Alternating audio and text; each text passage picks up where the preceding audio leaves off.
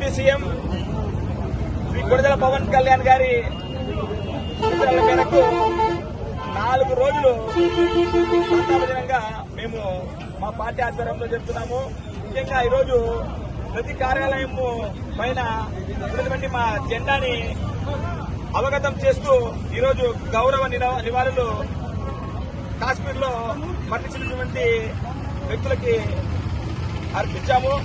మరీ ముఖ్యంగా ఈరోజు భారతీయ జనతా పార్టీ గాని జనసేన పార్టీ గాని క్యాండిల్ ర్యాలీ నిర్వహిస్తూ ముష్కరులకి రాబోయే రోజుల్లో బుద్ధి చెప్పే విధంగా కేంద్ర ప్రభుత్వానికి కూడా మేము అండగా ఉన్నాము. ఖచ్చితంగా అంటే ఈ దుశ్చర్యకు పాల్పడినటువంటి ప్రతి ఒక్క ఉగ్రవాద మూకల్ని అల్లరి మూకల్ని ఖచ్చితంగా అంటే తగిన విధంగా ప్రజాస్వామ్యయుతంగా ఖచ్చితంగా వాళ్ళందరికీ తగిన విధంగా బుద్ధి చెప్పాలని చెప్పి మేము వేడుకుంటున్నాం.